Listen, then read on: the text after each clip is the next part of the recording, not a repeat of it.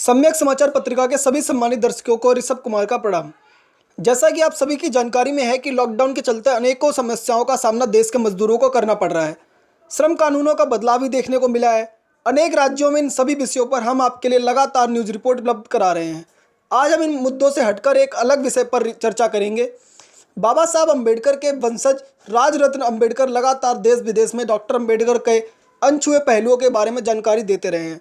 आज इसी क्रम में राजरत्न अम्बेडकर के बाबा साहब के संविधान लिखने के बाद की जानकारी दे रहे हैं कि बाबा साहब आखिर क्यों रोए थे। अभी सुनते हैं राजरत्न अम्बेडकर ने क्या कुछ महत्वपूर्ण जानकारी दी है। विश्व के सभी मेरे साथियों को राजरत्न अम्बेडकर की ओर से जय भीम, नमो बुद्धाय। द अनटोल्ड अम्बेडकर के 12वें भाग में आप सभी लोगों का स्वागत है। डॉक्टर बाबा साहब अम्बेडकर 26 नवंबर 1949 को भारत को संविधान देकर अपने घर पर दिल्ली के अलीपुर रोड के बंगले पर आ गए। बाबा साहब अम्बेडकर जी की एक आराम कुर्सी हुआ करती थी, रोलिंग चेयर। उसके ऊपर बाबा साहब अम्बेडकर बैठे, अपनी आंखें बंद कर ली और थोड़ी ही देर में बाबा साहब अम्बेडकर जी के आंखों से आंसू बहने लग गए। बगल में डॉक्टर बाबा साहब अम्बेडकर जी के सचिव शंकरानंद शास्त्री खड़े थे। शास्त्री जी ने देखा कि बाबा साहब अम्बेडकर रो रहे हैं। अब बाबा साहब को कैसे उठाऊं और कैसे पूछूं कि आप क्यों रो रहे हो। शंकरानंद शास्त्री जी ने एक युक्ति की। बाबा साहब अम्बेडकर जी के पैरों के यहां बैठे और पैर दबाते दबाते बाबा साहब से सवाल किया, बाबा साहब, अभी आप इस देश को एक अच्छा संविधान देकर आए हो, एक अच्छी व्यवस्था देकर आए हो, किस बात का दुख है आपको, आप क्यों रो रहे हो। बाबा साहब ने आंखें खोली और शास्त्री से कहा कि शास्त्री, मैं मेरे जीवन के सफर को याद कर रहा था और इस सफर को याद करते करते मुझे मेरा बच्चा याद आ गया, मेरा बेटा, मेरा सबसे प्यारा बेटा राजरत्न मुझे याद आ गया। 2.5 साल की उम्र में इसे डबल निमोनिया हो गया था। उस समय डॉक्टर बाबा साहब अम्बेडकर जी की आर्थिक हालात कुछ अच्छी नहीं थी। बाबा साहब अम्बेडकर उस समय वकीली किया करते थे और ऐसे हालातों में बाबा साहब अम्बेडकर जी का यह बेटा, इसे डबल निमोनिया हो गया था। जुलाई 1926 में इसे डबल निमोनिया हो गया था और बाबा साहब अम्बेडकर हाईकोर्ट में, बॉम्बे हाईकोर्ट में एक केस के संदर्भ में गए थे। माता रमाई ने देखा कि राजरत्न का बुखार बढ़ते जा रहा है। माता रमाई ने बाबा साहब के कार्यकर्ता से कहा कि बाबा साहब जहां कहीं पर भी हो, उन्हें तुरंत घर लेकर आओ। यह कार्यकर्ता हाईकोर्ट पहुंचा और हाईकोर्ट पहुंचने पर बाबा साहब को संदेशा दिया कि बाबा साहब आपको तुरंत घर बुलाया है। बाबा साहब अपना सारा काम छोड़कर, बाबा साहब को पता चला क्या हुआ होगा, बाबा साहब ने उसी हाईकोर्ट के दरवाजे से, उसी हाईकोर्ट के प्रांगण से तांगा किया और बाबा साहब जिस चाली में रहा करते थे उस चाली के सामने आकर यह तांगा रुका। 10 बाय 10 का बाबा साहब का मकान हुआ करता था। बाबा साहब ने जैसे ही इस मकान में प्रवेश किया, अपने बच्चे को अपने गोद में लिया।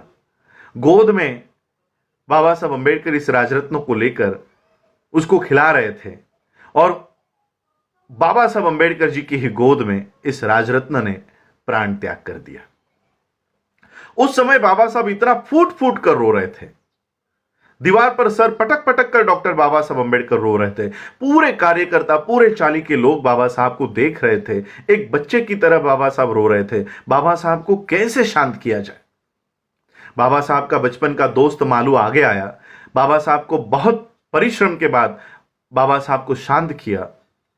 शांत करने के बाद एक कार्यकर्ता ने बाबा साहब से सवाल किया कि बाबा साहब, अभी रीति रिवाज के अनुसार पिता के पैसों से बच्चे के शरीर पर नए कपड़े लाने होते हैं, कफन लाना होता है, ये सारा साहित्य लाने के लिए पैसे दीजिए ताकि हम राजरत्न का अंत्यविधि कर सके।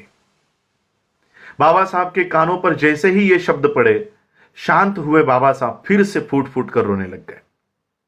बगल में माता रमाई खड़ी थी। माता रमाई को पता चल गया कि इस रोने की वजह कुछ और है। माता रमाई को पता चला कि बाबा साहब अम्बेडकर की जेब में नए कपड़े छोड़ो, कफन लाने तक के पैसे बाबा साहब के पास नहीं है। माता रमाई ने बदन पर की साड़ी फाड़ी और उस राजरत्न के शरीर पर कफन के तौर पर डाली। यह बात डॉक्टर बाबा साहब अम्बेडकर जी को 26 नवंबर 1949 को भारत को संविधान देने के बाद याद आ गई। बाबा साहब शास्त्री से कहते कि शास्त्री शास्त्री एक समय था, शास्त्री एक समय था कि मेरा बेटा, मेरा बच्चा राजरत्न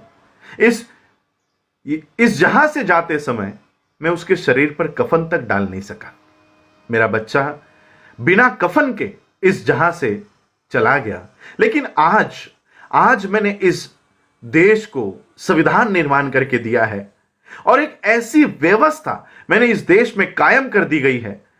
इस देश में ऐसी व्यवस्था मैंने कायम कर दी है कि मेरा आने वाला हर एक राजरत्न, चाहे वो हिंदुओं का हो, चाहे वो मुस्लिम हो, चाहे वो क्रिश्चियन हो, चाहे वो जैन हो, चाहे वो बौद्ध हो, इस देश में पैदा होने वाला हर एक राजरत्न ये सूट बूट टाई कोट में जन्म लेगा। ऐसी व्यवस्था मैंने इस देश को दे दी है। और बाबा साहब ने ये बात 26 नवंबर 1949 को संविधान देने के बाद कही। और बाबा साहब का संविधान इस देश में सभी लोगों को, सभी वर्ग के लोगों को, सभी जाति, सभी धर्म के लोगों को अपनी प्रगति करने का एक मौका देती है और सूट बूट टाई कोट में लाने की व्यवस्था करती है।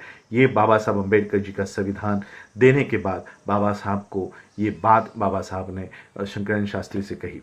आप लोगों ने मुझे सुना, उसके लिए आभार, धन्यवाद। जय भीम, जय भारत, जय बुद्ध। अभी आपने देखा कि डॉक्टर अंबेडकर संविधान बनाकर बहुत खुश होना चाहिए था, लेकिन वास्तव में वे अपने पुत्र के लिए दुखी थे, जो बिना पैसों के अभाव में समुचित इलाज के बिना मर गए थे और बाबा साहब कुछ भी नहीं कर पाए थे। इसलिए हम सभी को डॉक्टर अंबेडकर का शुक्रगुजार होना चाहिए कि उन्होंने एक ऐसा संविधान दिया जो भारत को मजबूत राष्ट्र बनाने में मददगार साबित हो रहा है। कल हमने आपसे एक सवाल पूछा था कि सवाल था भारत को प्रथम ओलंपिक पदक दिलाने वाले खिलाड़ी का नाम बताएं।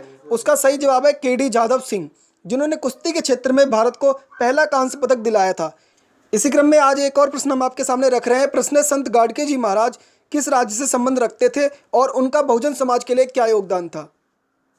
इस प्रश्न का सही जवाब आप 21 मई की न्यूज़ रिपोर्ट में देख सकते हैं। हम आपसे विदा लेते हैं। आप देखते रहिए सम्यक समाचार पत्रिका।